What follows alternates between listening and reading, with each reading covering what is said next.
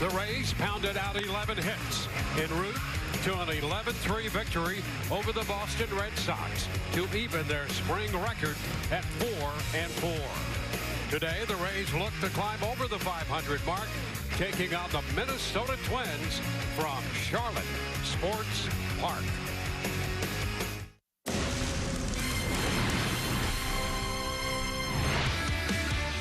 We greet you on another beautiful day in Southwest Florida for spring training baseball.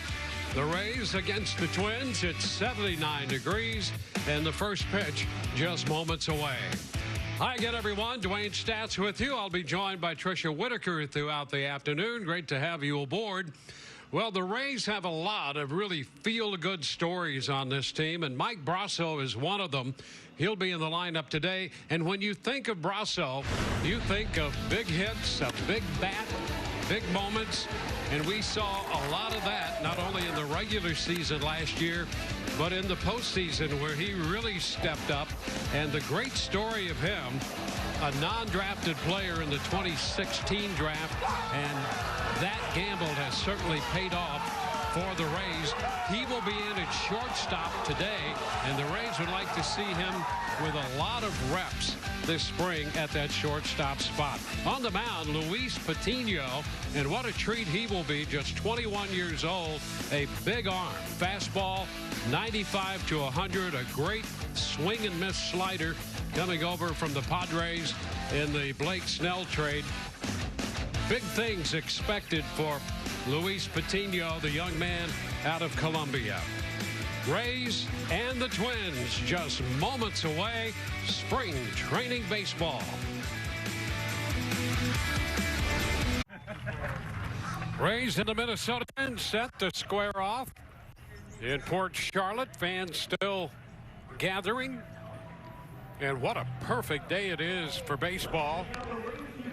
The Rays playing host to Minnesota, and that means Rocco Baldelli, the former Ray and now the manager of this Minnesota ball club, will make an appearance. We'll take a look at his lineup. At second base, Luis Arraez leads it off. Then Ryan Jeffers, the catcher, and Miguel Sano at first. Williams Astudillo hits cleanup, plays third in front of the left fielder Kyle Garlick. Brent Rooker, the DH. Robert Schneider in there in right field. He will bat seventh. Sue Lin, formerly of the Boston Red Sox, is in there at shortstop today. Gilberto Celestino is in center field, and he will bat ninth. And on the hill for the Rays, Luis Patino.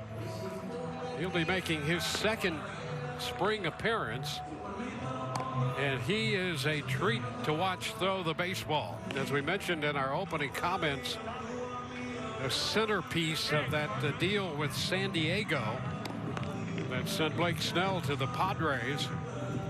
And from the moment he was signed by San Diego, his arm very impressive. He became almost instantly a top prospect. 2019, he represented the San Diego team in the Futures All-Star game. And the Rays expecting down the road some big things from this young right-hander with a big arm. And Luis Arraez will lead it off. Hitting from the left side, the second baseman for the Minnesota Twins. Little breeze in the ballpark right now, blowing out toward the left field fence. And the first pitch of the game is a strike call on the outside part of the plate.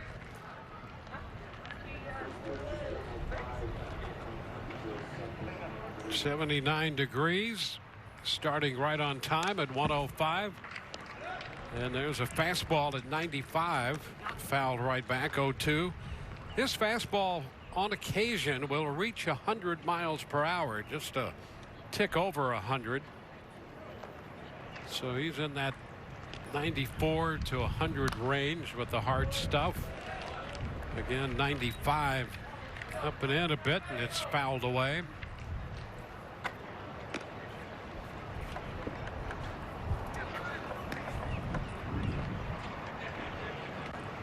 Patino Was in 11 games during the regular season last year. Called up by San Diego. He continues to fire that mid-90s fastball in there. Fouled away again.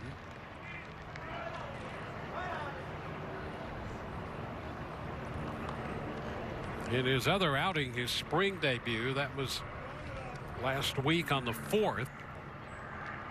And he pitched a scoreless inning in that one. He was actually with the Padres for 3 different stints last year. The chopper foul. So he's pouring in strikes, and Arise is fouling him away.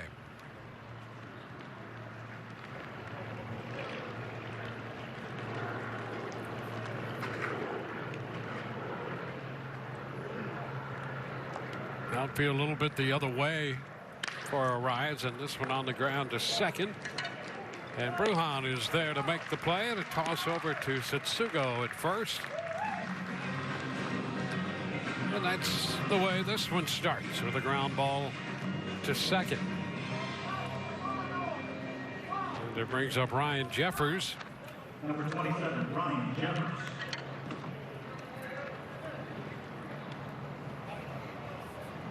Jeffers doing the catching. Young catcher, just 23. A ball, no strikes. Saw some action last year with the Twins, including in the postseason.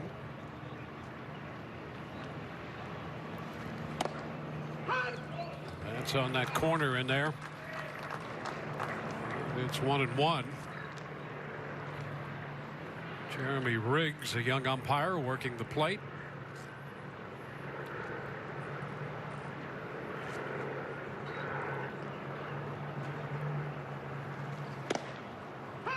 And that's a strike on the other side, on that outside corner. Like his strike zone so far.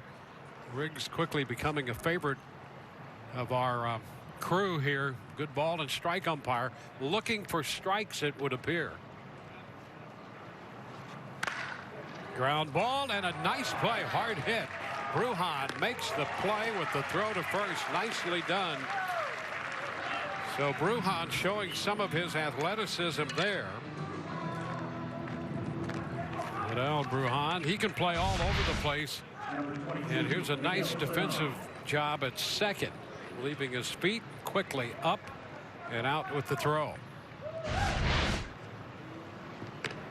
Yeah, he's good in the infield and the outfield. Very athletic. Now the Rays will shift a bit with Sano at the plate. Brujan on the shortstop side of second. And the pitch is a strike.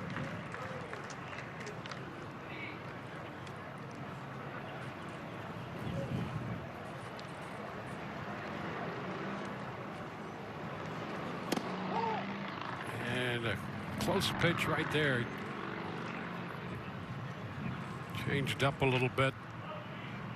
And it's 1-1.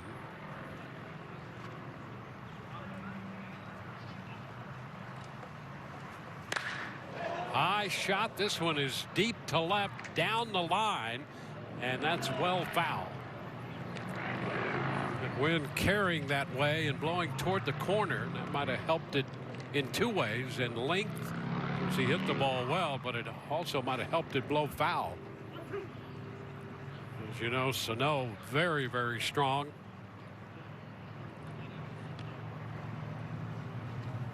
Upstairs right there. 2-2.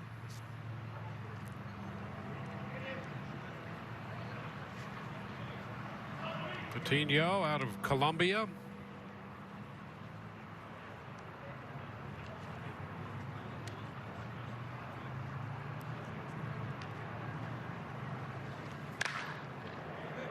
In the air right side with some slice, and Margot will watch it drop out of play and a dash for a souvenir.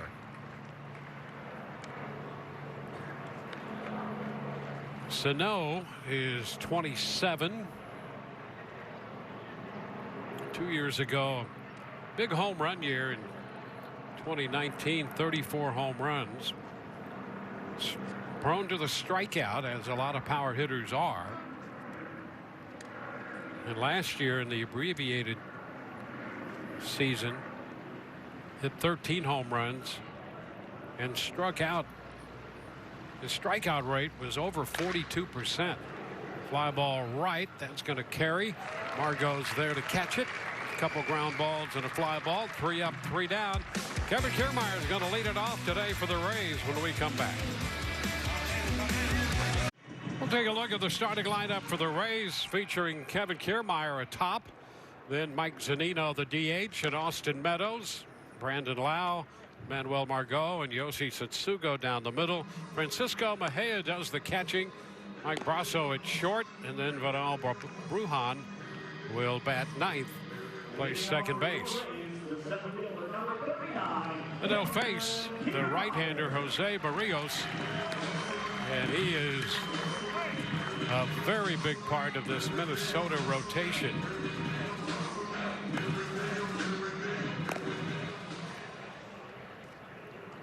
For a long while considered perhaps the #1 guy potentially in their rotation, and probably with Maeda now, Kente Maeda in that top spot, Barrios would be the #2 guy, and he can be very, very tough. Here's Kevin Kiermaier. Kevin back in action. And going after that first pitch, fouls it and broke his bat. First pitch. And Barrios has a broken bat to his credit. Kiermaier back to get a new one. Kevin in the lineup yesterday. Take a look at that. There's a break, a complete break there by Kiermaier. He's finished the job. Drove in a run with a ground ball yesterday after picking up a hit his first time up. Upstairs and a wave and miss. And that's a pretty easy 96 from Barrios right there. And with the 0-2 count, the infield defense is more straight up now. They did have a shift on for Kiermaier. And with him down in the count, Lynn moved back to the shortstop side of second. They crowd the middle more than anything. Patino's done, so he's ready whenever. Just let me know when so I can tell him. And a little low right there. 2-2. Okay, scratch the hit. Said scratch the hit. Barrios. Yep. Sounds good. Will be 27 near the end of May. And the count is full. And he can sink that fastball. He'll get some arm side run when he's good. He's not afraid to pitch up, and then he'll sink the ball. Curveball, change up. Lifted toward center field. Celestino is there, and he'll put it away.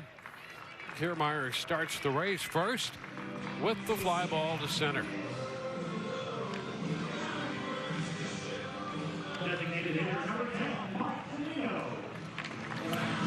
Now Mike Zunino will be up. Zunino up in the lineup as the DH.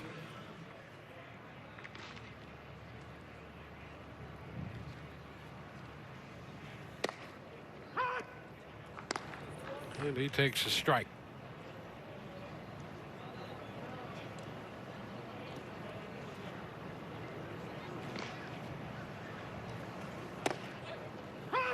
Nothing in 2. Well, there's Chaz Rowe down in the Rays bullpen. He was a possibility yesterday and is going to get into the game early today.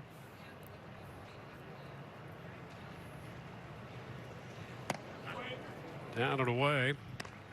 It's a ball, 2 strikes.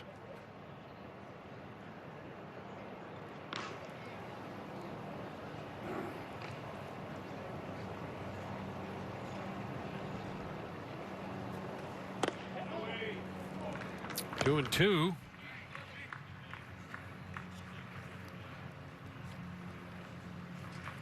So the young right-hander Luis Patino has his inning of work in. It was crisp and efficient. Zunino out on strikes. Barrios pulled a string on him there.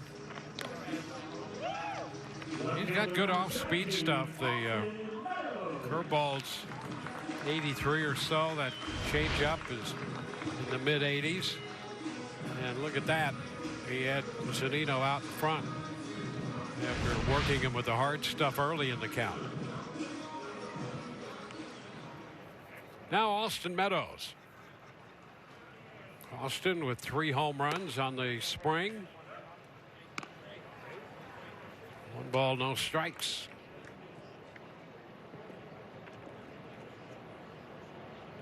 Meadows had a couple plate appearances yesterday, was called out on strikes in one of them, walked and scored a run in the other one.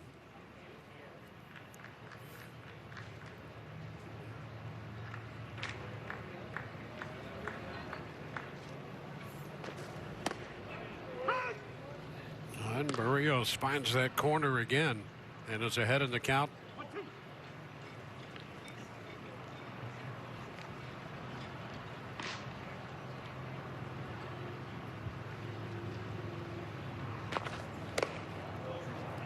Upstairs there at 96. So we've already seen the fastball, curveball, and the changeup from Barrios here, facing just his 3rd hitter. And a cut and a miss. Meadows out on strikes in 1, 2, 3. Go the Rays in the first. Tricia will be talking with the young right-hander when we come back. Welcome back to Charlotte Sports Park, where the Rays and the Twins are tied in the top of the 2nd inning. Well, I am joined now by Luis Patino, who was just on the mound and had a very impressive inning of work. Luis, how did you feel out there today? Oh, it's a good feeling today. So one more time, got opportunity to go on the mound. I do my job, you know, feel good. Now I keep working for the next one. What was your reaction when you were initially traded to the Rays, a team that had so much success last year, one of 2 teams left standing at the end of the season? Yeah, it's a little bit weird. Yeah, being home, like you don't know what happened over there, but you know, it's a good movement. So I feeling like a pretty good here in Tampa Bay. It's a good trade. So I feel good right now here in the team and enjoy the moment with Tampa. This is a team that has a reputation of grooming and transforming pitchers. How grateful are you to be here with this staff that can do that? Yeah, everyone tell me that, you know. I have a couple guys that play for Tampa in San Diego, like a Pagan, always tell me that. Like I come in like a good organization, like a good program for the pitchers. So I come in like a happy because I know I come in for learn more about baseball. I'm on pitching, so I feel excited to be here, learn a lot for baseball, and you know, enjoy my time here. I get my best every time when I get on the mound. How would you describe this group right now? They feel as if they have unfinished business after the World Series. How would you describe their drive? Wow, it's a good family, you know. I feel like everyone is like I support everyone. Like it's a good team. And, it's like, you know, like a team's a family. So I feel good be here with this guy. Like last year, being on the World Series, and you know, be part of that team this year, and you know, help the team in this season for be there again. Thank you so much for the time. We are so looking forward to watching you this season with the Rays. Thank you, guys. Dwayne? Yeah, he was very impressive, just 21 years old. Big-time fastball, as we talked before the game. Pretty good arsenal, and you can visualize how good he could be, and he was impressive today. 2 men on here, a couple of pitches, a double by Astudillo, and then Garlick was hit by a pitch. Brent Rooker, the DH up there, and 1-0. The count is Chaz Rowe on for the first time. 34-year-old right-hander.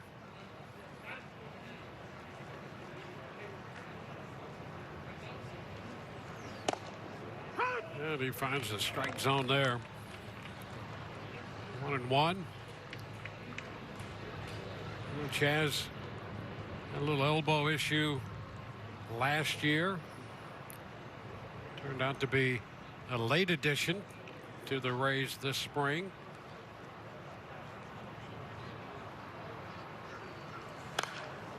And that's fouled back, 1-2.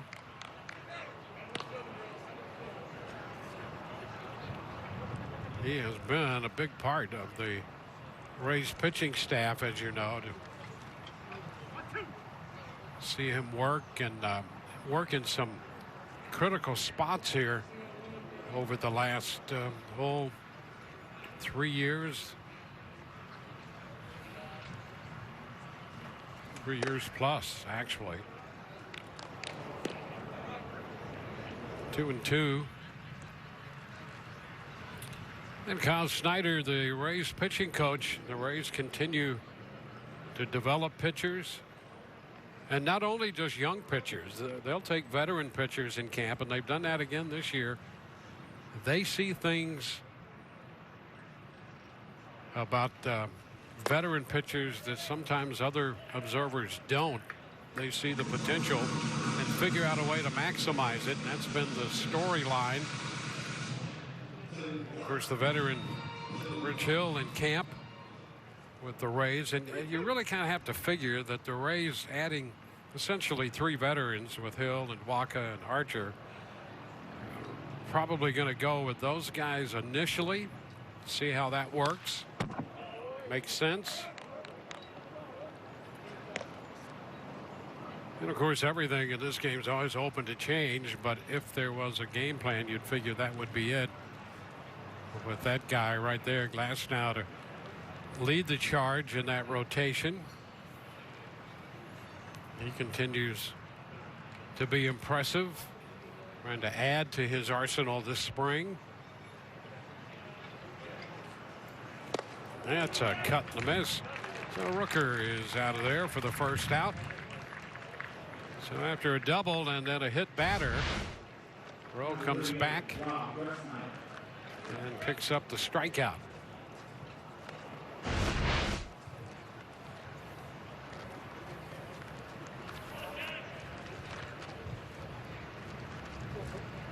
And here is Rob Refsnyder.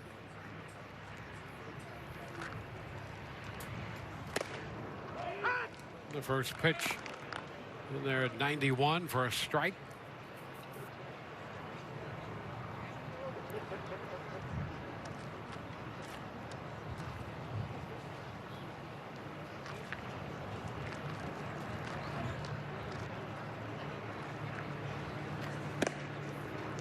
Upstairs. Now a ball and a strike, the count.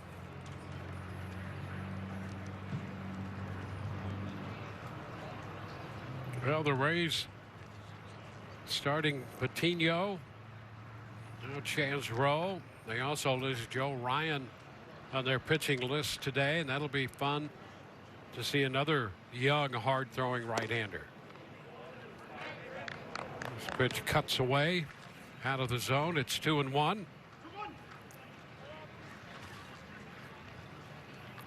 Always a lot of mixing and matching to put together the Rays rotation and the bullpen.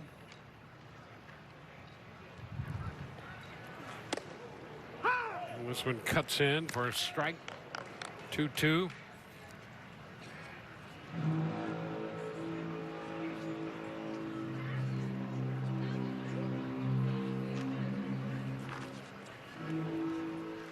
Everybody who comes to camp feels, I think, particularly for the pitching staff, that at some point during the major league season, they're going to get a chance.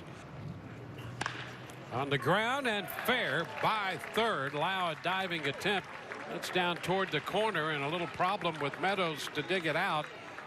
Stadias scores. He's followed by Garlick, and all the way to third goes Refsnyder to give Minnesota a 2-0 lead. Well, that ball by third, and then down toward the corner, Meadows had some trouble corralling it.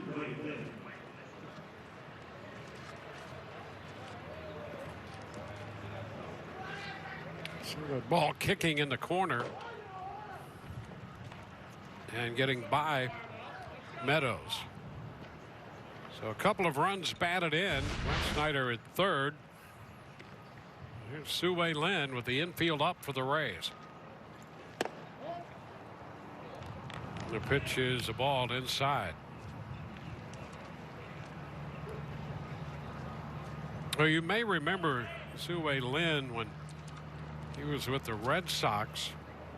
An infielder could play all over the infield. 2-0.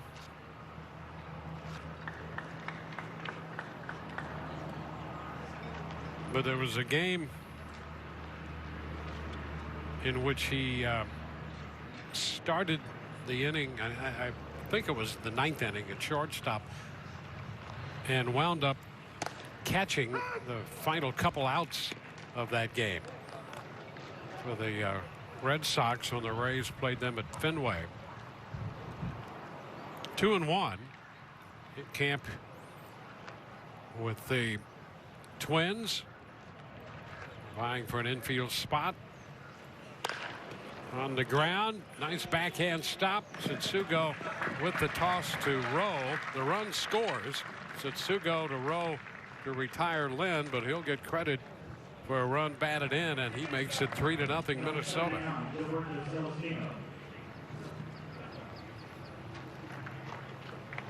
Setsugo getting an opportunity over there at first. The Rays continuing to stretch him out in different spots. He's played third, now at first base. Play left field. Pitch is down to Celestino. And if you're on this Rays ball club, there's a pretty good chance that you're going to play more than one position. That's more the norm than the exception, that's for sure. And so they wanted to get Setsugo some reps at first, and Brandon Lau, who's spent so much time at second and in the outfield, getting a little time at third base today. And we mentioned Brasso in the open. Rays wanting to look at him at short, and there's a bounding ball to short. The pick and the throw is in time to take care of Minnesota. The Twins come up with a 3-run frame. Brandon Lau is going to lead it off in the bottom of the second. Rays celebration of the American League Championship by joining the AL Champions Club. It's presented by Geico.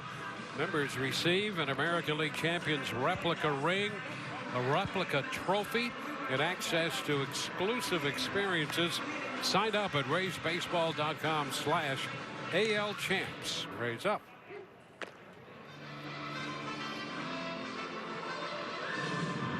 Brandon Lau set to lead off the bottom of the second inning. He'll be followed by Manuel Margot and then Yoshi Setsugo.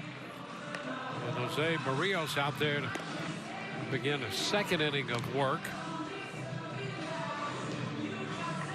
As we mentioned yesterday, up until the 13th, a few more days to go. Games are scheduled to go 7 innings. They have the option to play fewer or more. We played 9 yesterday, and the word coming down the line today is this one's scheduled for 8 innings. Brandon Lau, first pitch and a ground ball to the left side. Astudillo. That has to be a different experience for Astudillo. He was alone on the left side in what would normally be the shortstop spot, and they're giving him some reps at third, but he was all alone over there and made a play that normally would be a ground ball to short. The third baseman made the play at the shortstop spot. Here's Manuel Margot. Which is a ball. Margot has looked good this spring. Well, you get the feeling that he has a chance to really blossom. 2-0. He had some big moments last year. Outstanding defensive outfielder. He could play center in both corner spots. And some pop in that bat. 2-1.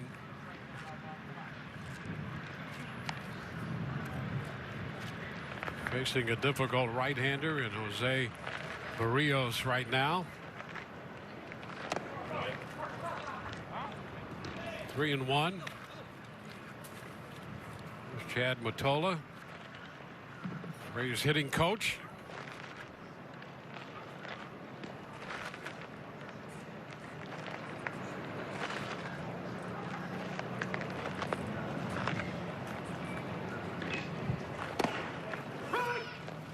And now the count is full.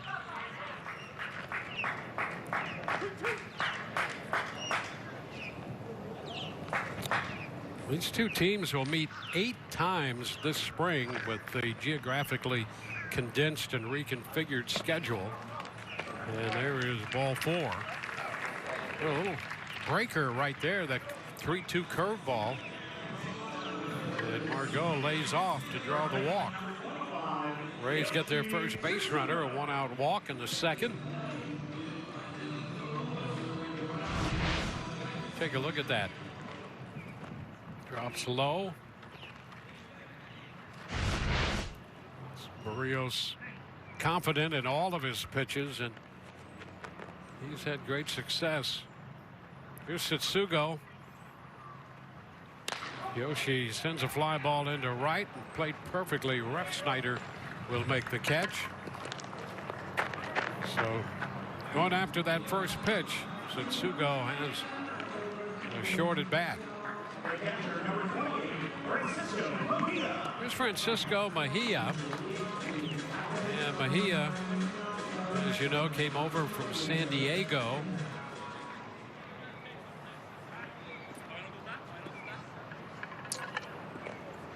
He'll be hitting from the left side.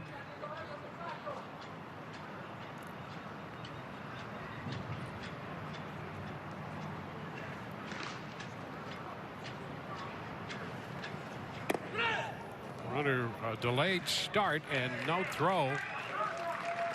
Margot picks up his second stolen base of the spring.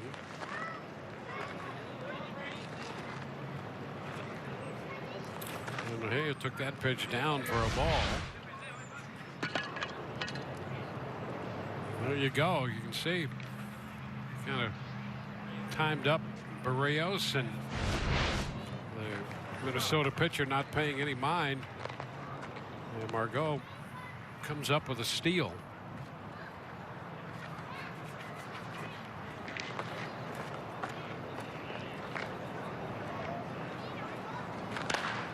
And Mejia fouls it the other way, 1-1. You know, that's another part. We were extolling all of the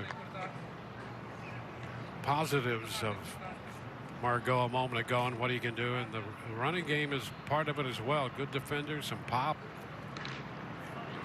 Led the team in steals a year ago. A lot of great elements there. And that's a strike to Mejia. Mejia, a top catching prospect. You go back a couple of years, back to 18. A lot of talk about him. Had some pretty good numbers in 19 and then struggled last year.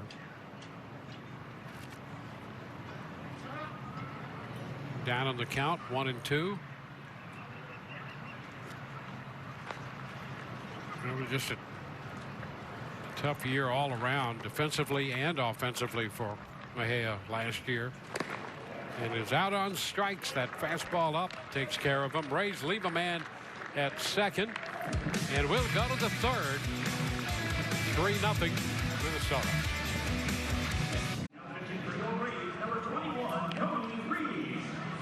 Introducing the all-new Rays season membership. See your American League champion Rays. Get priority access to tickets and the flexibility to choose the games and seats you like in the way that best fits your schedule. Membership start at just $500. For more info, visit raysbaseball.com/season memberships. Rays up.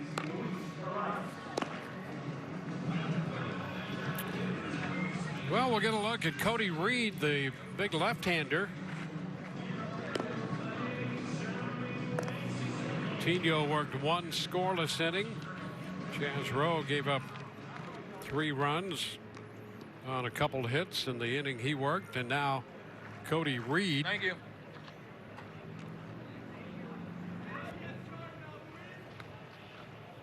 Reed will face the top of the order.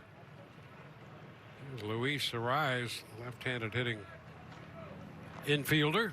So lefty on lefty. The pitch is upstairs.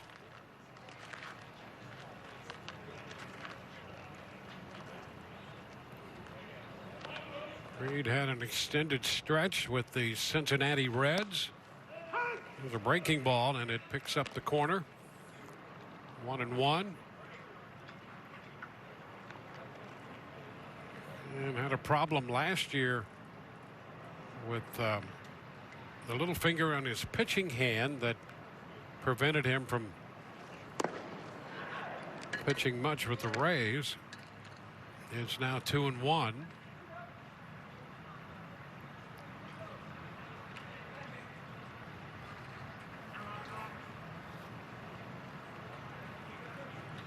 Jeffers will be next, and then Sano.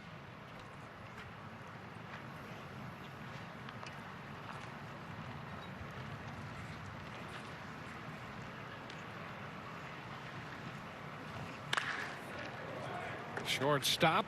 Here's Brasso moving to his left, and that's nicely done. Well, Brasso continues to be impressive wherever you put him, and you look at him, and he's seen most of his action at third and some at first, a little bit in the outfield, and at second. And now the Rays getting a look at him at shortstop. He says, sure, I'll make that play.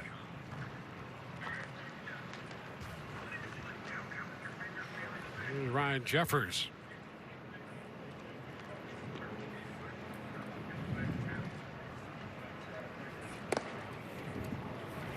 Reed's pitch is wide. Jeffers victimized on a good play by Bruhan at second, his first time up.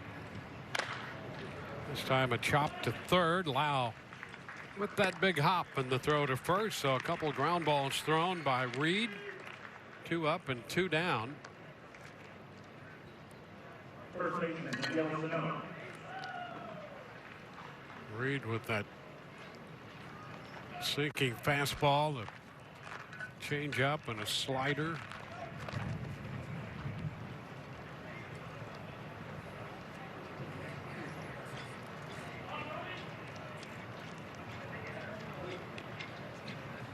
Here's Sano.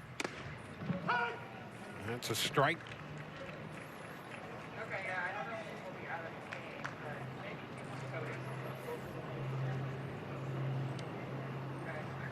Sano with a couple extra base hits so far this spring. Both his hits have gone for extra bases, 2 doubles. 1-1.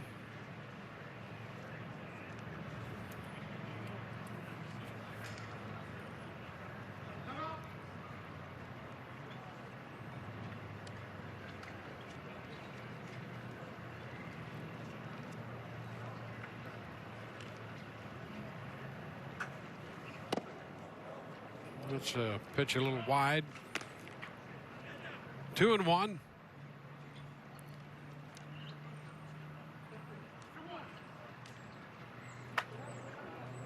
And Sano came up and quickly established a reputation of being patient up there, but also great exit velocity and a propensity to swing and miss. So it's an interesting combination. 2-2, but a definite power threat up there when he swings that bat, fouls it back.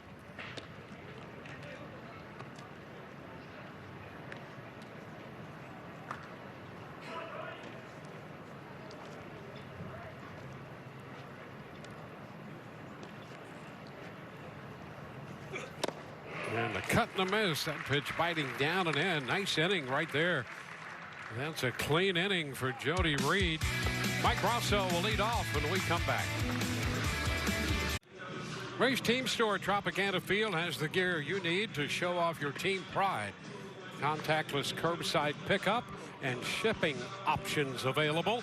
Represent your Rays as they prepare to defend an American League championship. Visit RaysBaseball.com/team store to view hours and details. Rays up.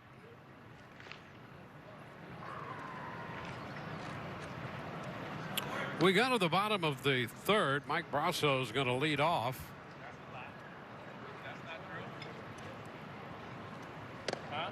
And the first pitch is inside. Brasso, Brujan, and then Kiermaier due up.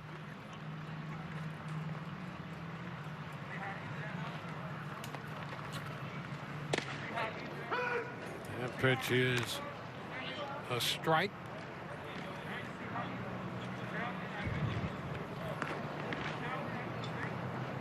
Jose Barrios pitching here in the third. 2-1. Had a perfect first, a couple strikeouts.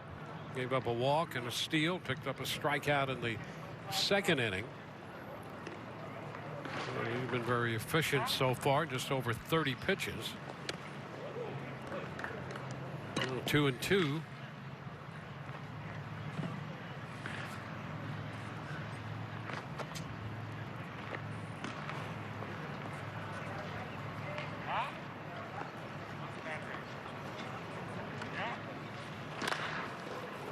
Roller to third.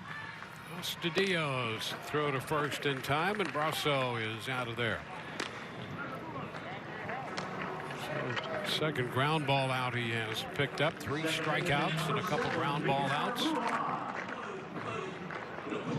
Now Vidal Brujan.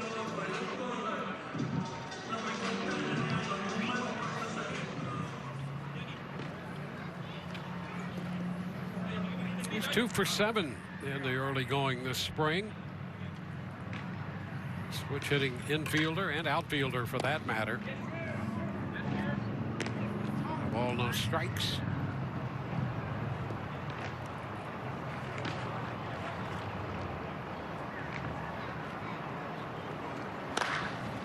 Fly ball into right. Refsnyder's going to have to come in out from second base over his shoulder.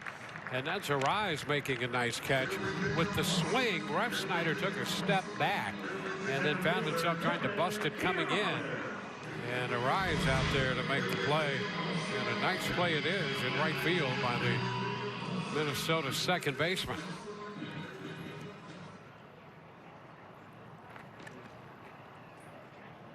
So there he is. Refsnyder says thank you. Kevin Kiermaier now top of the order for the Rays.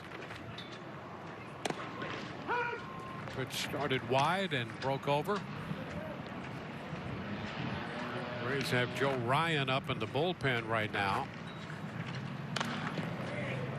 It's fouled back. 1-1.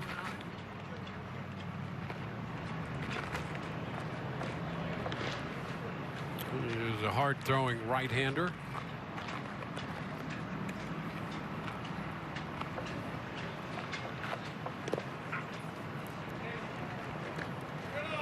Two 2-1 count.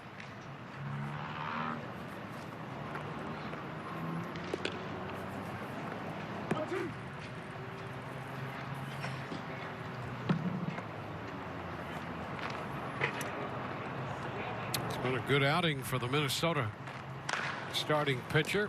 There's a backhand attempt off Sano's glove. Kiermaier's going to have himself a base hit. Sharply hit. Sano had to go to his right, try to make a backhand. Kiermaier, his second hit of the spring.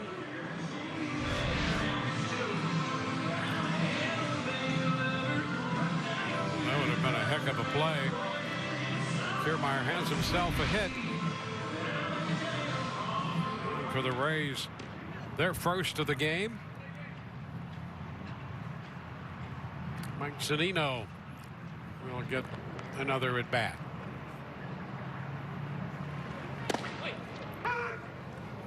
Strike.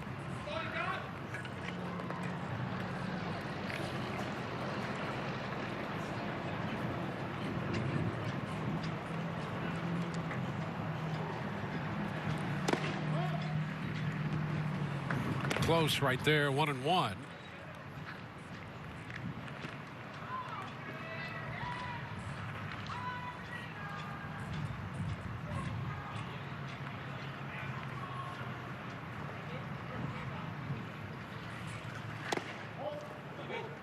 Grounds him again.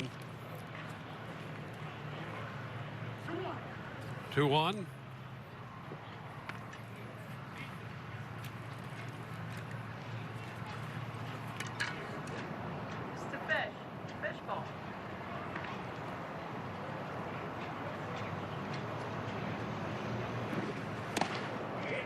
Bottom fell out of that pitch. 2-2. That's up around 94 with great action down. That's one of the reasons Barrios has that ground ball rate of over 40%. So that pitch is boring in on the right-handed bat.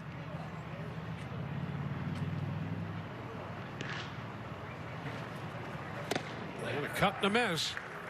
Zunino out on strikes. Rays leave a man, and we're going to head into the fourth. It is 3-0 Minnesota.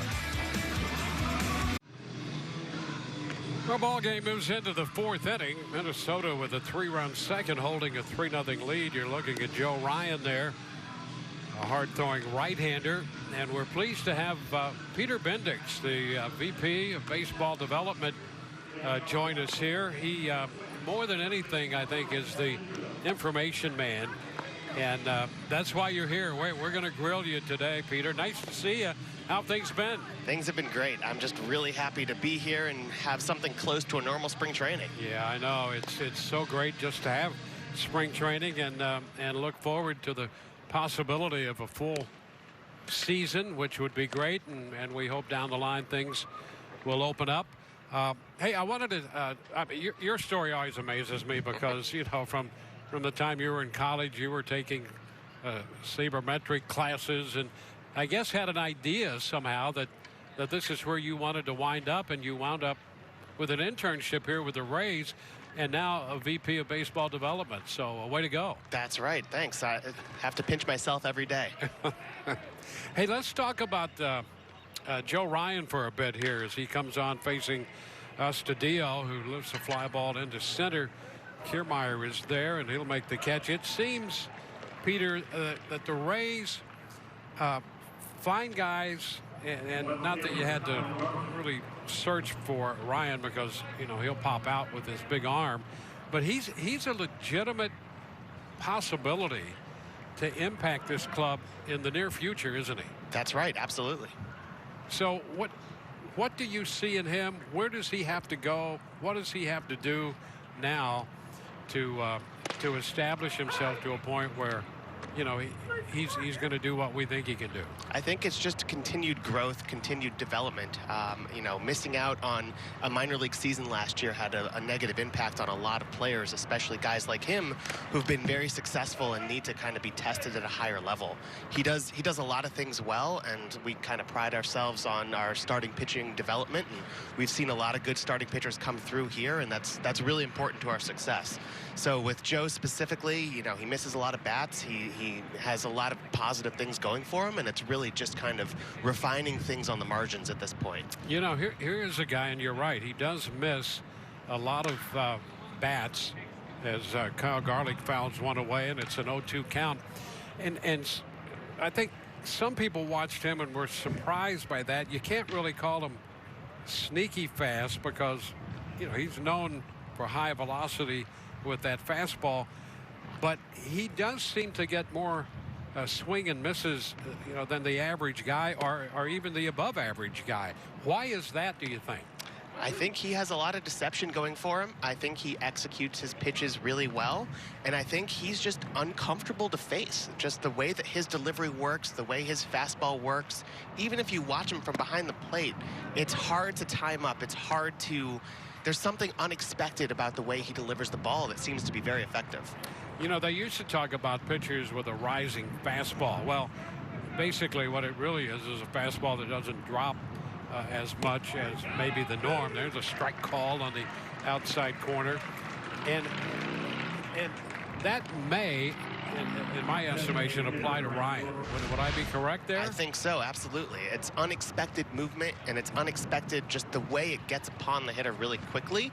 I think you see a lot of what just happened there. Guys just being kind of surprised by a pitch, and by the time they're ready to swing, it's by them. Yeah, 2 up, 2 down against him here. And now Brent Rooker. Hey, the other guy I wanted to talk with you about, and we saw Cody Reed just for like a nanosecond last year when he joined the club and then had that little finger injury, and saw him briefly in the 3rd inning today, just 12 pitches. He's another guy that I think the baseball office and all of you collectively believe could be a big factor out of the bullpen as a big left-hander. Absolutely. We saw it in his first couple of appearances last year, and we saw it here today. It's a lively fastball, mid-90s. It's a good short slider, and it's the ability to potentially throw multiple innings and really be a weapon from the left side, which is always really valuable. Yeah, 1-2 here, the count to Brent Rooker. I don't know what Rooker's going to do, but I have to ask you, you know, there are a million guys who, and I was one of them as a young man who wanted to get into this game. You've done it. So what's the advice you give to those guys who want to do that, guys and gals now? Yeah, I think a lot of it is persistence.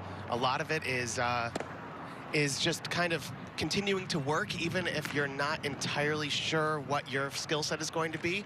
Developing different skills, learning how to communicate, learning how to do technical things, and eventually finding out what you're really good at and kind of going in that direction. Yeah, and I think for men and women entering this game, that's great advice. You know, one of the things that I think is good advice as anybody ever gave me, if you're willing to burn the midnight oil and stay a little later, work a little longer, dig a little deeper, that might be the advantage you get that gives you a chance to walk through a door sometime. Absolutely, I totally agree. 3-2 is fouled away, and really that's what I think you and the Rays really are known for, because it seems and you guys sort of set the mode, I think, for a lot of clubs that we've seen in baseball try to, in their own way, copy that, reproduce it, and I think this organization is known for burning the midnight oil and coming up with creative ways to compete and be better and be contenders. That's right, yeah. Well, here's Brasso at short, and that ball's going to pop away. Brasso will be charged with an error on that throw, and Rooker is aboard. You know, Dwayne, I think another thing that people don't talk about enough is we have tremendous people. Throughout our entire organization, we have people who are exceptionally good at their jobs, but also really dedicated to getting better every day. And I think when you're working with people around you who are trying to get better, trying to get smarter, trying to figure out new ways to do things and new ways to get others around them better, it really makes you want to elevate your own game. Yeah, I think that's great advice as well. And well, the proof is in what has happened with this organization. You know, the winning really since this franchise became the Rays. There aren't many teams that can match what this team has done in terms of just winning percentage and trips to the postseason. And I think that's the payoff of what you're talking about. It's not always easy along the way, and I know there's been unpopular decisions that we've had to make, but we always do it with the best interests of the organization in mind and trying to compete year in and year out in what I personally believe might be the most difficult division in all of sports. Yeah, and I think what we saw out of Luis Patino today in the inning he worked bodes well for that future. Yeah, he was really exciting. So Russ Snyder is out on strikes, and that will retire the side. Peter, always good to chat with you. We appreciate the time and look forward to doing it again soon. Great. Thanks for having me, Dwayne. We go to the bottom half of the fourth. It's 3-0 Minnesota. Rookies Kids Club, presented by Outback Steakhouse. Back again with swagger this year. Kids receive a duffel bag, American League Championship socks, and access to exclusive digital experiences with Rays players and staff. Memberships limited, so join today at raysbaseball.com/Rays Rookies. Rays up. Well, we've seen the last of Jose Barrios today, and he was very good for Minnesota. 3 innings in the mid-40s in pitch count. He struck out 4. And I'll tell you, he looked as if he might be ready for opening day right now. He threw the ball extremely well, and I think from the Minnesota perspective, it's just a matter of building up enough pitch counts and innings and arm strength, because he looked very good today. And he'll be replaced by Cody Stashak, right-hander. And the Rays will send Austin Meadows up there to face Stashak, 26 years old. Pitch is down. A ball, no strikes. Brandon Lau next, and then Manuel Margot.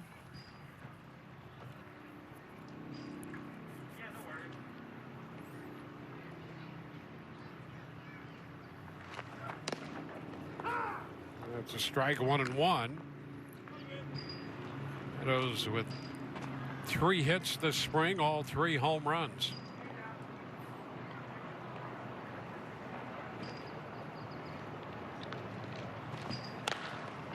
Pitch in on him, and he fouls it back.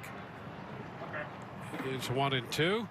Tricia standing by now with the young right-hander Joe Ryan. Tricia, what's up down there? Well, hey there, Dwayne. I am joined by Joe Ryan, who had a solid and impressive inning of work. Joe, thanks for joining us. How did you feel out there today? Felt good. Just another inning out there. Felt pretty comfortable, and getting a lot of innings at this field over the past 2 years has made it pretty familiar to be on the mound there. So makes it easy. Joe, you were named the minor league pitcher of the year in 2019, and then obviously everything happened last season and you weren't able to have a minor league season. How much did that affect you? I mean, obviously a lot of people had it a lot worse, so it was very fortunate to come here and play. So I didn't really, there's a lot of other stuff going on in the world, and it made it pretty easy to get to come play baseball.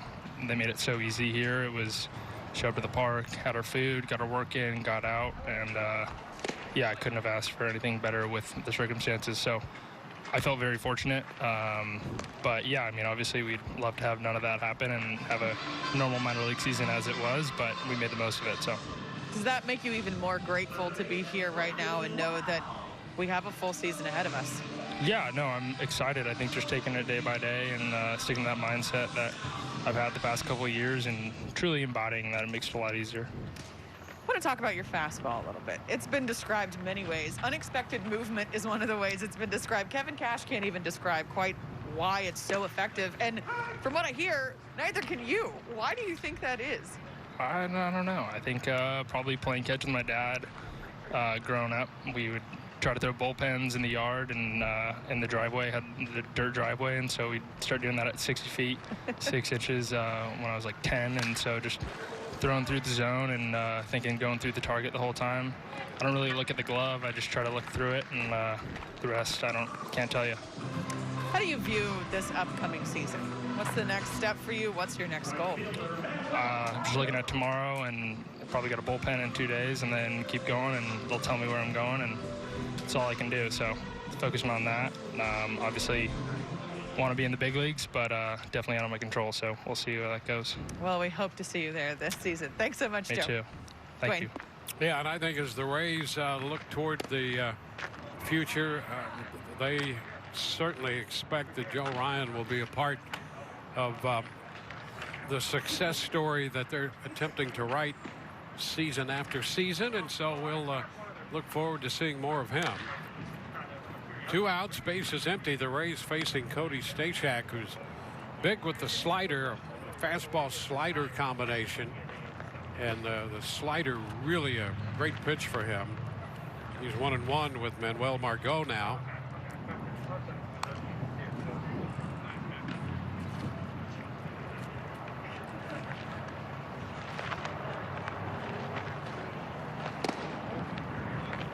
Just a little wide there. It's 2-1.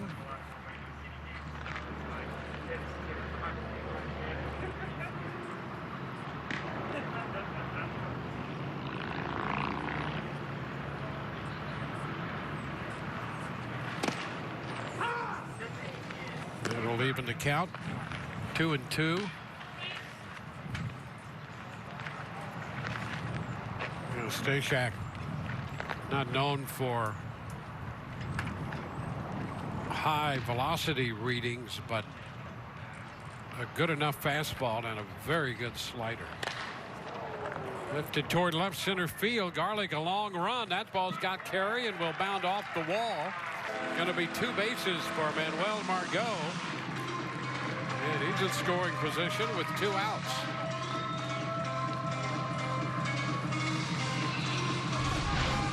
That 2-2 pitch out over the plate. Too much of the plate. And Margot has his second double of the spring. So the Rays, for the second time, have a man in scoring position. Each time it has been Margot. He walked and then stole second in the second. Now a 2-out double, and here's Yoshi Satsugo.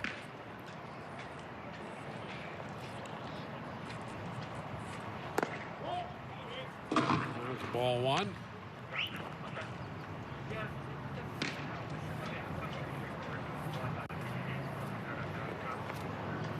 Now the Rays looking for Satsugo's bat to be an important part of the offense this year. Ground ball just fouled outside of first. It's 1-1.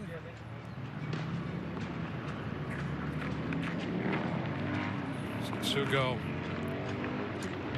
with 8 home runs last year. He finished at 197 and was 2 for 16 in the postseason in the second year of a 2-year deal.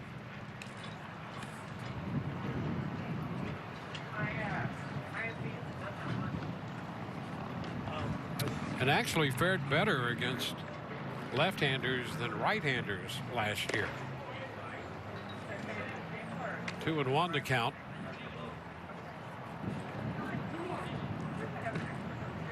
I mean, here's a guy who had some big years in Japan, driving in over 100 runs.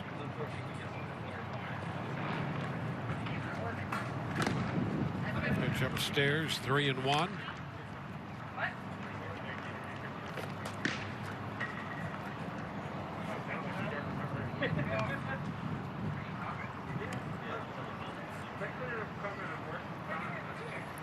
Margot at second, 2 gone. And Satsugo up in a good count, 3-1.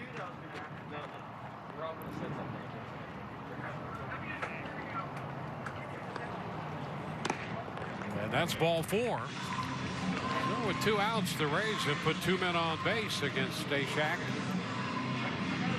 for Francisco Mejia.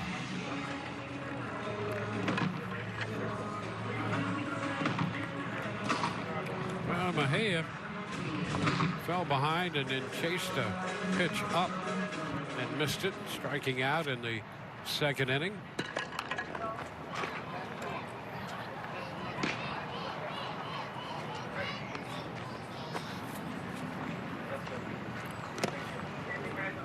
Well, a cut and a miss.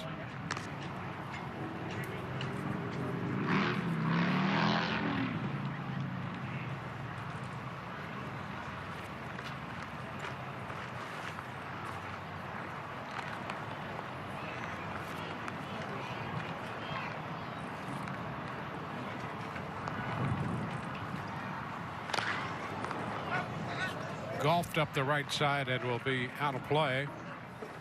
0-2.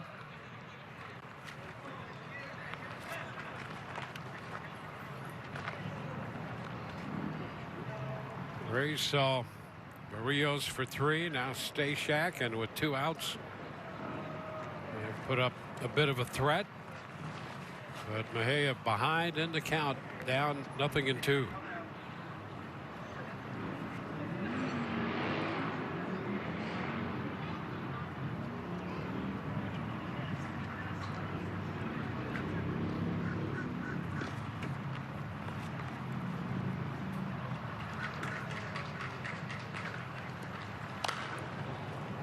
Fights that one and fouls it the other way to stay alive.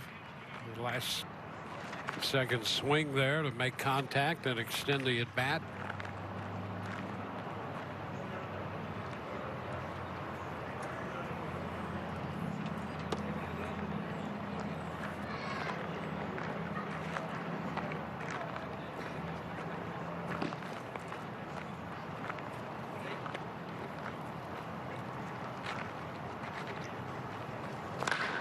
That's a fly ball back into right.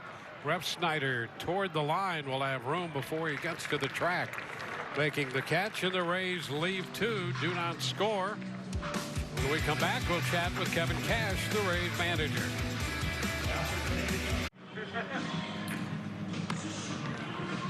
Ball game moves into the 5th inning. Minnesota leading 3-0, and Dietrich Inns will be the new pitcher. It'll be the 5th pitcher of the day. And we are joined by Rays manager Kevin Cash. And Kevin, beautiful day, coming off a good work day yesterday.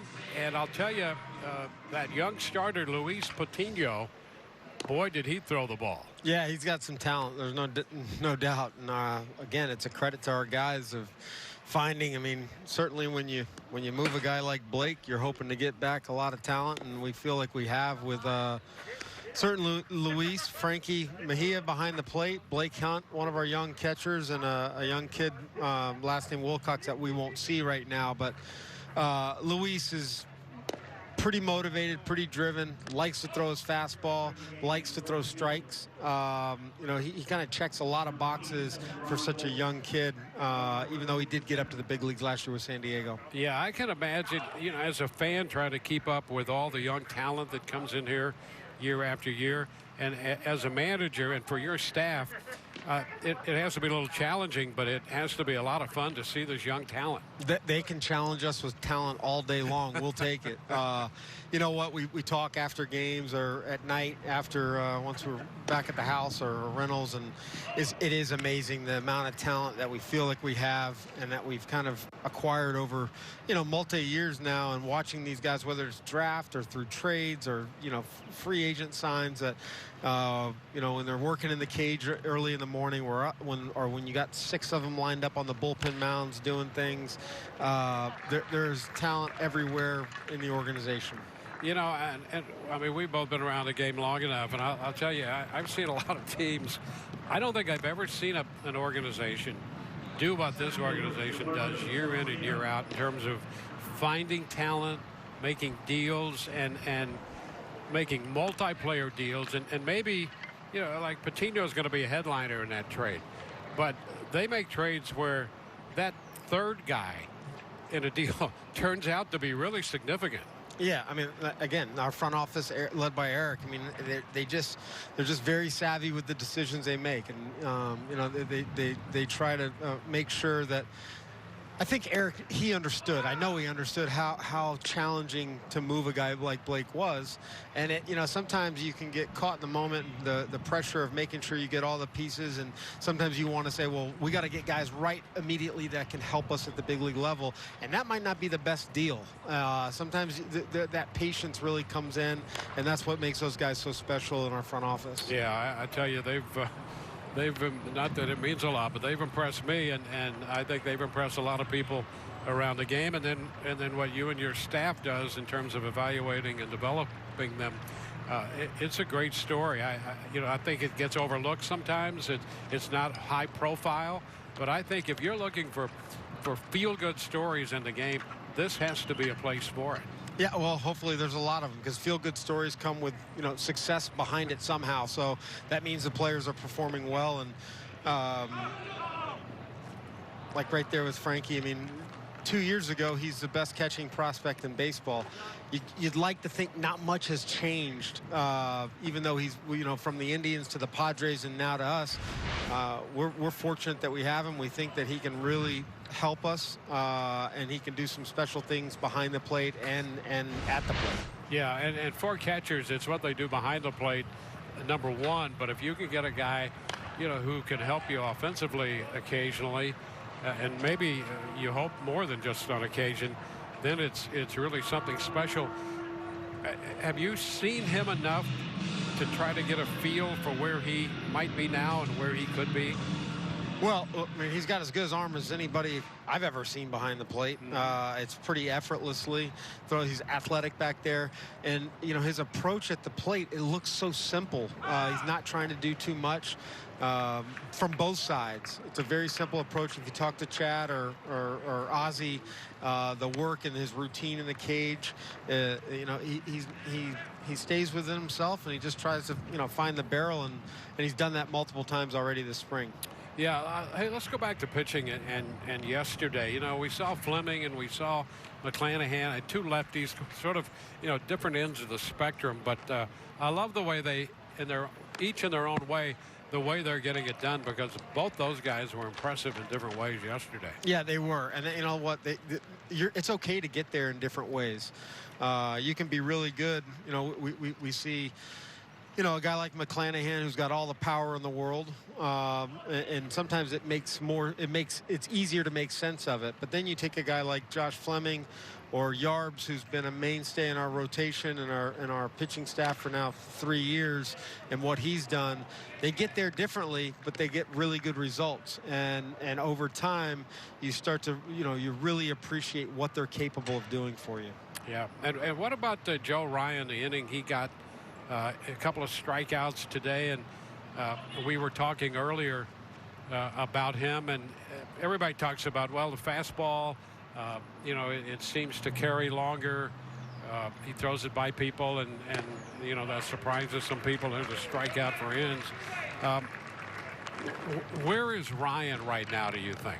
Well, I mean, we love him. That's for sure.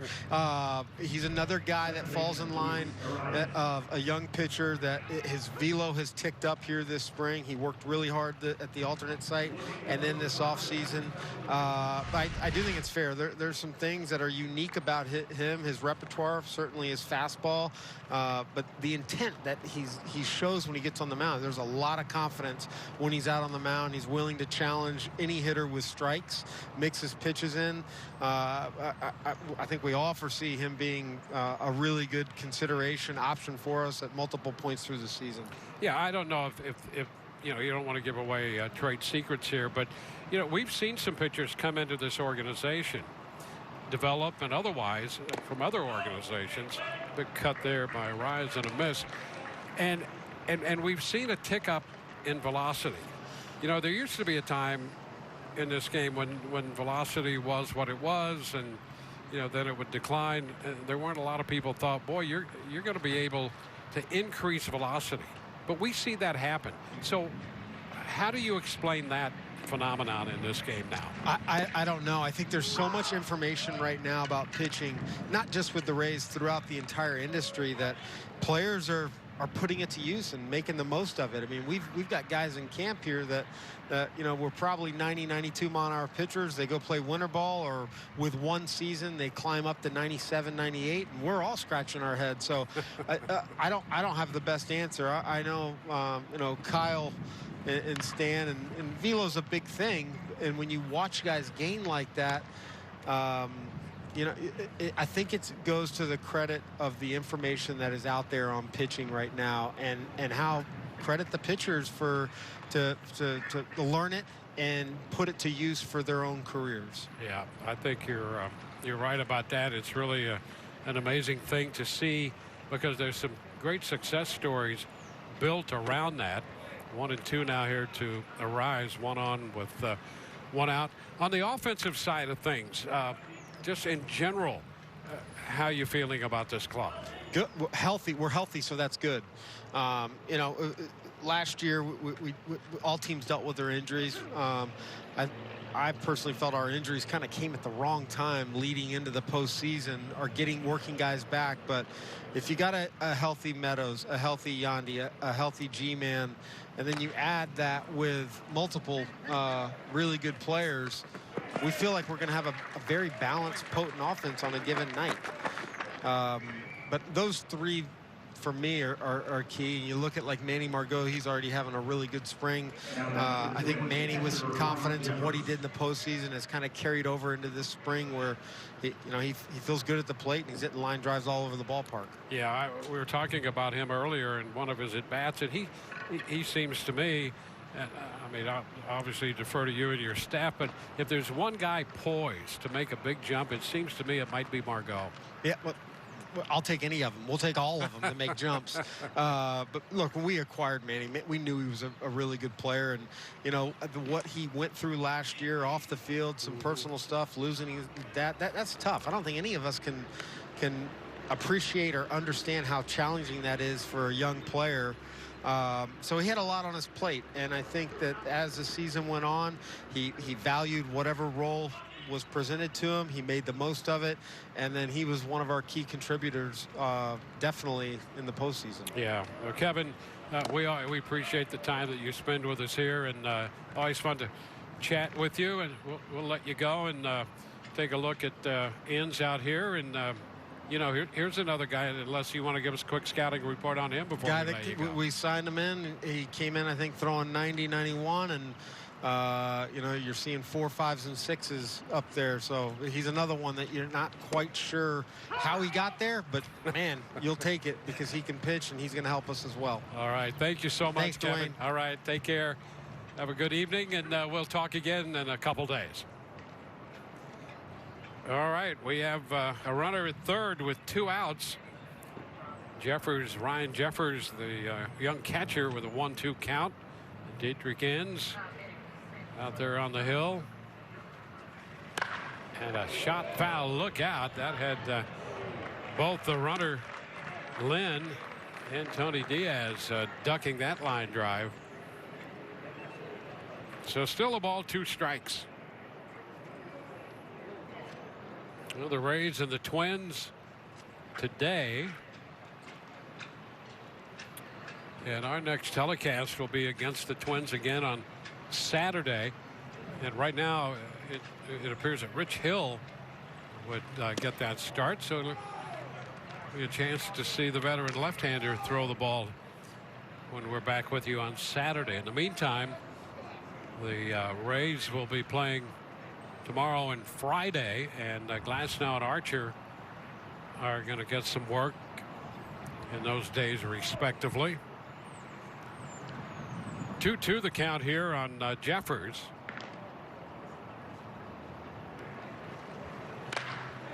Fly ball, left center field. That's going to split the difference and go to the wall. Run will score. Lynn crosses the plate. Jeffers in at second with a double, and Minnesota has built a 4-0 lead. So Jeffers picking up his 3rd hit of the spring. That gives him 3 for 10 on the spring, and drives in his first run.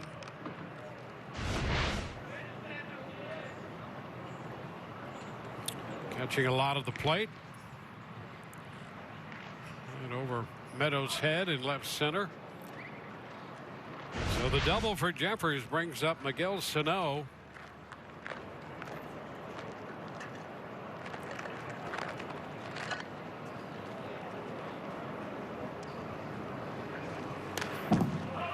Fouled back. Yeah, it is interesting in chatting with Kevin there, when you see these pitchers come in and one way or another increase velocity,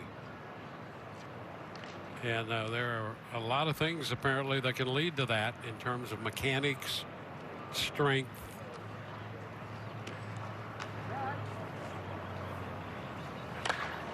Sano jammed and popped up foul. That's going to carry right back out of play. and advances the count to 2 strikes.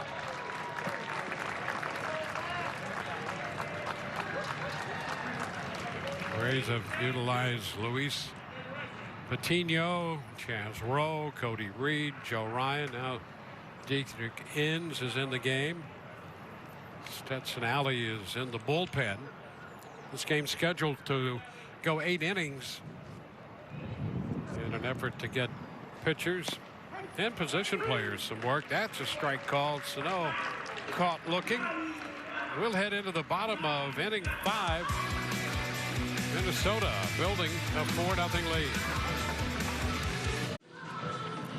Get all the latest Rays news and content delivered directly to your inbox.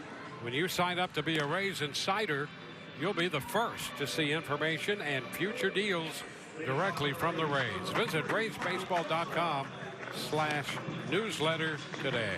Rays up.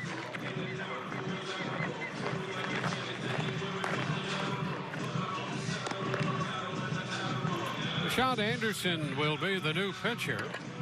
3 innings for Barrios and then an inning for Stashak, and now it's Anderson on in what is a 4-0 game. And we're going to get a number of changes here, and we'll get to those in a moment. In the meantime, Mike Brasso is going to lead off, and we'll check in with Tricia Whitaker. Well, hey there, Dwayne. I am joined now by Brandon Lau. And Brandon, we talked to Kevin Cash before the game a little bit about you playing third. I mean, how do you feel out there?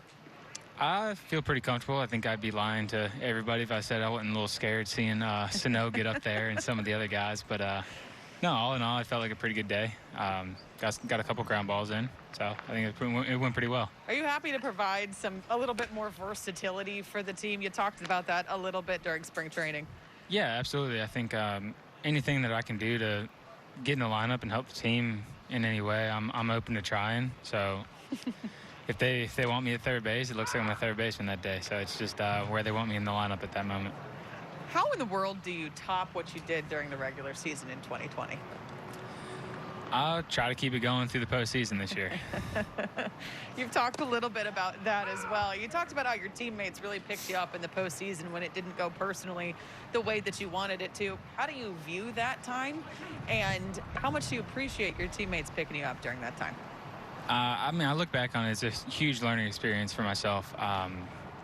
You know, going up there, I think I started pressing. You know, we were in bigger situations. I started pressing, and then I wasn't getting hits, and I started pressing even more, and I just kind of dug myself in a pretty deep hole. And thankfully, you know, throughout our lineup, Cash sticking with me the whole time was able to, you know, keep me in the games every single day. But, you know, watching our guys, you know, some break history, some, you know, do really well. I mean, it was fun to watch, and I was really happy that they were able to keep me.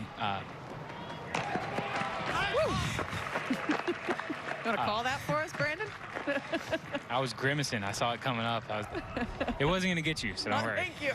I know you've got my back. Speaking of that postseason, the World Series run, how would you describe the hunger of this team right now after the success that you guys had, but also feeling that feeling of unfinished business? Yeah, I think it's the same as, you know, when we finished the year in 2019. You know, all of our guys we got the taste of it. We understand what we have to do to get back there, what we have to do when we're in there. And, you know, there's not a person in here that doesn't want to be back on the biggest stage, and this time come home with a trophy. You mentioned during the offseason you were working just on trying to be more consistent. How were you specifically working on that? Really just trying to understand what I'm going to be doing up there in the box, you know, where my hands are at, what kind of, you know, grip I have on the bat, you know, all that kind of stuff, when I want to get started. Just a lot of the things that I can control up there at the plate, because there's a lot of the extra variables that I can't control, you know, after I start swinging. You know, I can't control what happens after I hit the ball. I can just put myself in the best position to hit the ball hard, and that's really what I was focused on this offseason. Last question for you. We've watched the chemistry of this team be a crucial part of the success of this team. How much fun is it to be a part of this group? I mean, it's so much fun. It honestly feels like a family when you're around them. You know, everybody new or old to the organization, you know, we mesh together perfectly, and you know, everybody treats each other like we're each other's brothers. It's a lot of fun to come to the field, and you know, if you're in a bad mood, you won't be in one for long because our guys won't let it happen. It's a formula for success if I've ever heard one. Brandon, thank you so much. Absolutely. Thanks for having me. Dwayne. All right, thank you. Mike Brassos at first got credit for an infield hit on that ground ball to short. Nick Gordon had to make a hurried throw and threw high, but scored a base hit. So Brassos aboard. Bruhan up here with a count of 2-2.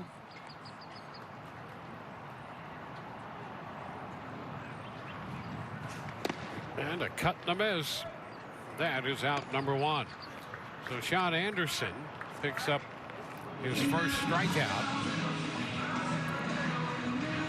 And we'll go back around to the top of the lineup. On 0 for 2.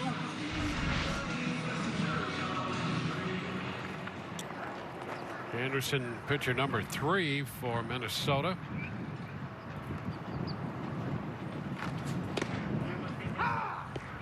And the first pitch strike into Kiermaier. Oh, that's Anderson on the hill, and Ryan Bolt is hitting in the spot originally occupied by Kiermaier. So Bolt getting an at bat. Now the ball loose, and Brasso's going to head down to second base. It's going to be a wild pitch.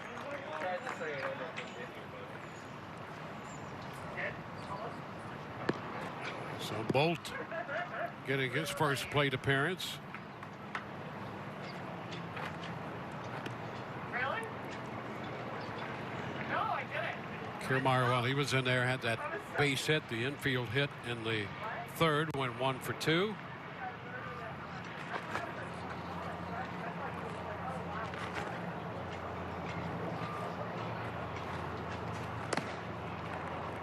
Which is upstairs. 2-1.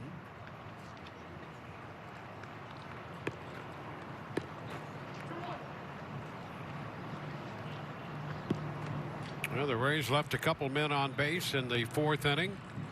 Single runners aboard in the 2nd and 3rd. No runs, 3 hits for the Rays. 4 runs and 4 hits for Minnesota right now. And a 2-2 count on Bolt.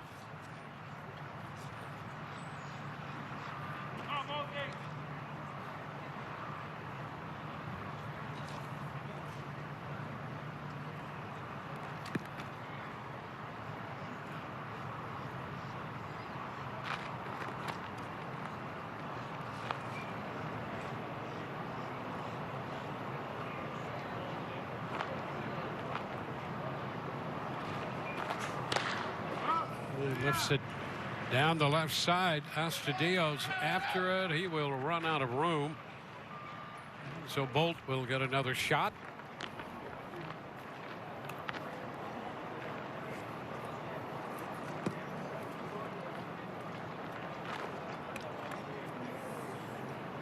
Gordon heads back to his spot at shortstop.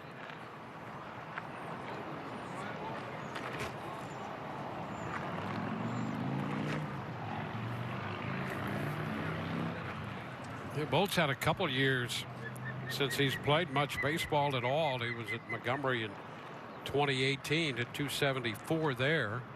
Was hurt in 2019, and then last year did not play with the pandemic and all that. And the count is full, 3-2.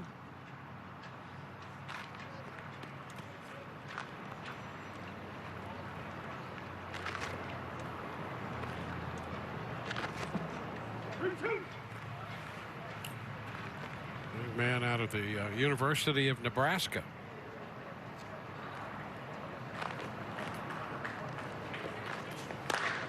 Ground ball. There's a base hit into right. They will wave Brasso to the plate. There will be no play. He scores standing up, and Ryan Bolt puts the Rays on the board with an RBI single into right.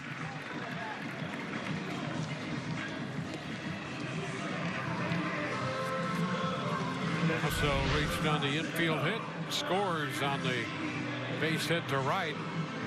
Bolt went down to get that one.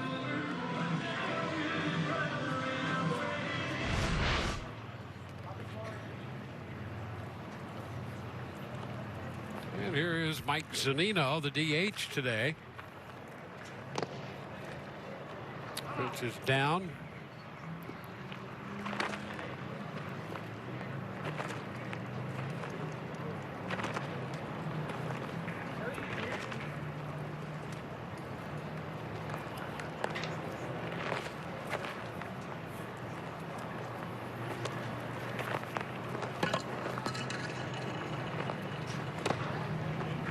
It's a cut and a miss. 1-1. Tell you, Bolt out of Nebraska, Alex Gordon came out of there, and if he could stay healthy, Bolt, and come close to replicating what Gordon did, he'd be in very good shape. There's a line drive off the bat of Zunino toward the corner and left. Bolt's going to dig for third. He will go there without a play. Throw back into second on the Zunino single, and the Rays putting together an inning here in the 5th inning. First and third now with a run home and 1 out.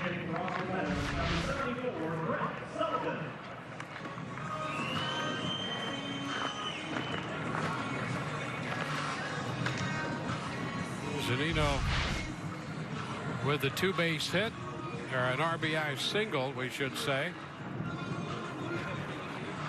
And he will now leave in favor of a pinch runner. Xavier Edwards will run.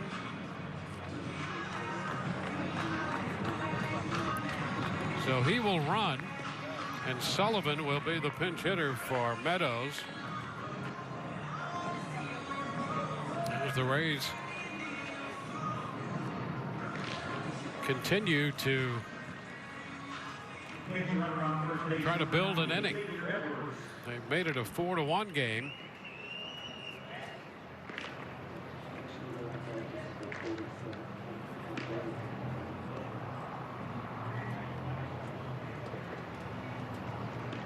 So Sullivan hits in the place of Meadows. The pitch is down for a ball. Padlo has moved into the on-deck circle, so he would hit for Lau.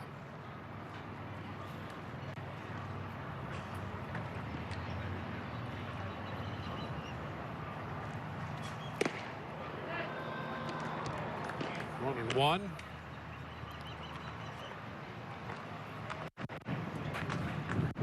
Sullivan saw action in yesterday's 11-3 win over Boston, drew a couple of walks and scored 2 runs. He's trying to drive in a run or 2 here.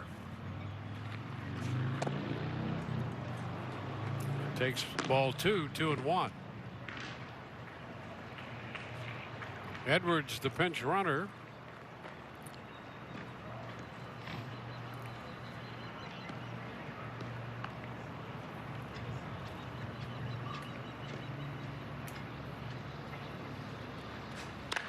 And that's foul the other way.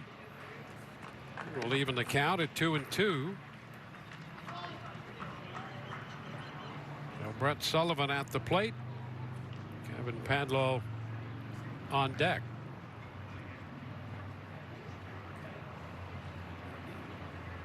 And the bullpen stays busy.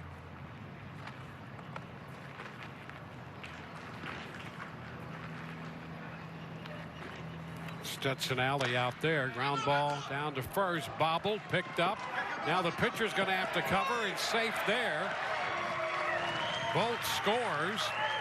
Edwards moves to second, and Sullivan is safe at first.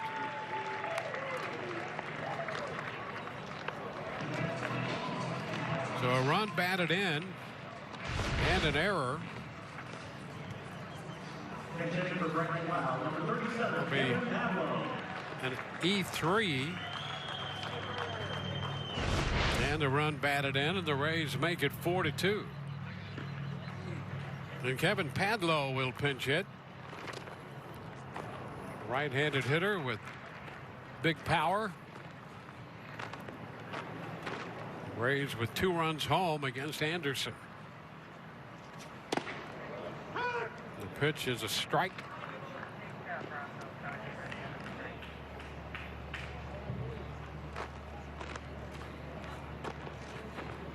Garrett Whitley has come out on deck.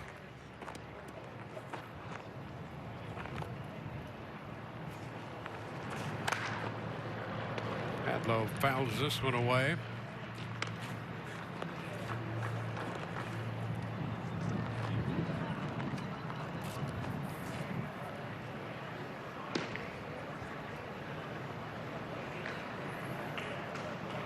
Brasso and Bolt have scored the runs in the inning. Rays on the board for the first time today here in the 5th with these 2 runs. The 0-2 is fouled away.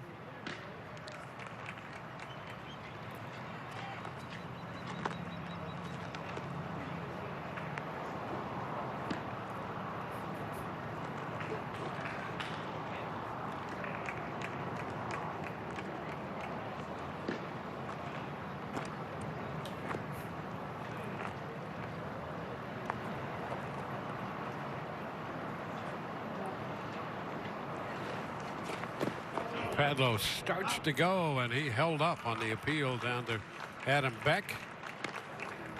It's a ball, 2-strike count. Well, the Rays 1-2 so far this year against the Twins. 4th time they've played. They'll play 8 games between the 2 teams before spring is over.